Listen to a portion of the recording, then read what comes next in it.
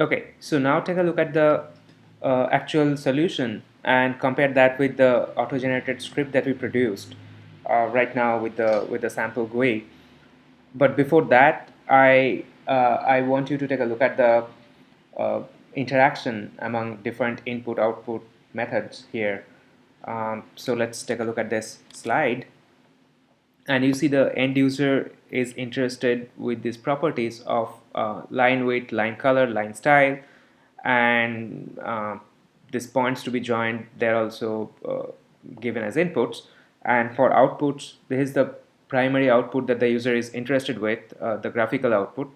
But if you think about it, the line width that you see, that's also the static text box, that's also a form of output.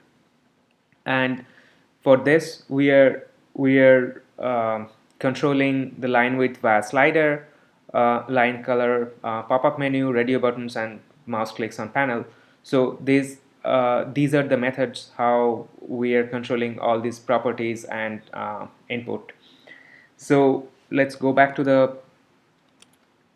the script, the solution, and if you compare that with this random GUI auto-generated script, you'll notice that there are essentially 6 places where we have modified the function, the callbacks, and that's essentially giving us the output that we want to see.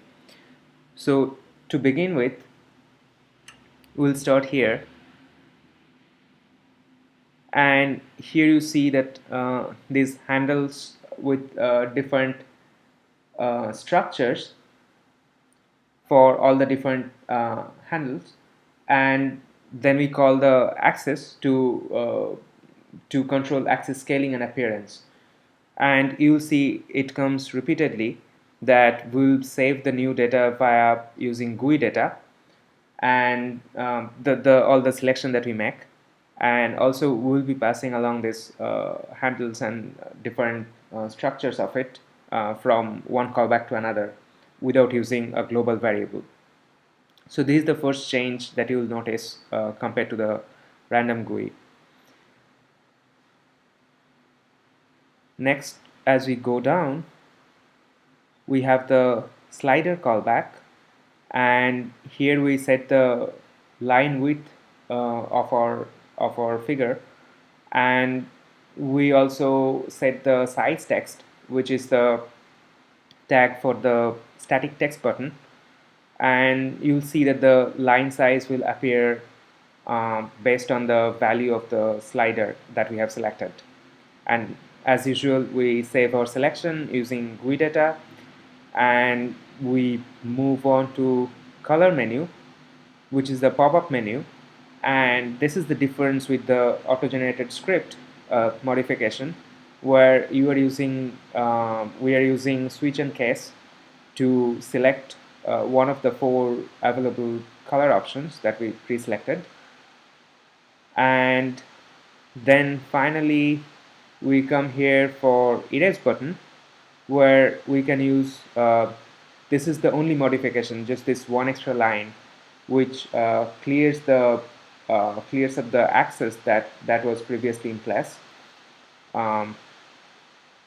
Then we move on to the style panel, which is there to select the style among solid or dotted or dashed of different kind of lines that we have. And here we have this if-else block, which compares the string with the options that are there and chooses the different kind of line style, and again saves it via GUI data. And finally, now that we have made all our selections, we have to plot, and we need the mouse clicks so we can join them to produce the figure. So for this, we are going to use the current point property, and this is something we learned in the context of advanced graphics, and this modification is almost copied over from what you have seen in the first activity of your exercise 15.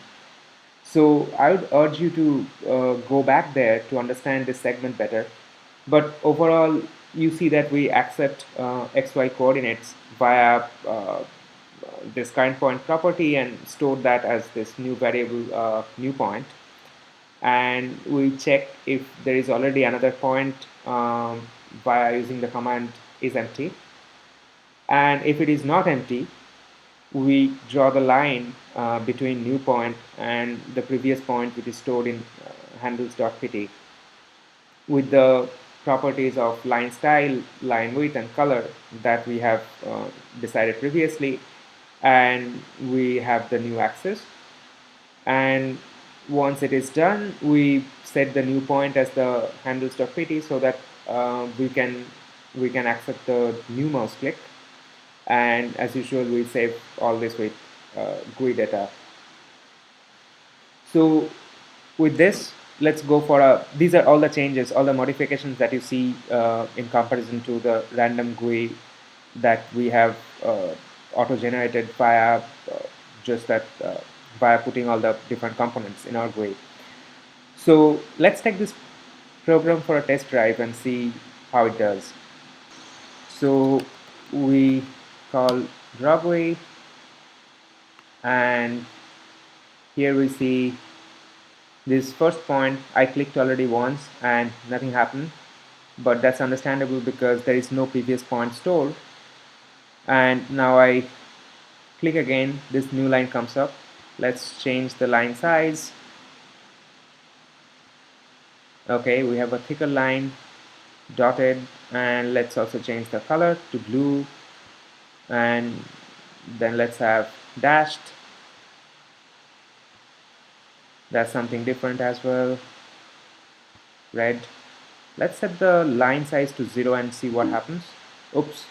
So we have error while evaluating access button down function. It's nothing was plotted for this last line segment, and you can understand the reason. Value must be finite and greater than 0. So one of the callbacks that produced error. Let's change the line size to something different, and we have it back again. So we see that this program is working as expected, and this completes our exercise on GUI. So I hope this worked out example would help you understand how to program GUI in a MATLAB a little better. And also with this example, we conclude our series of worked out examples for the cpmse course. So it has been my privilege to work on this to help your understanding, and I wish you all the luck with this course and beyond. Bye.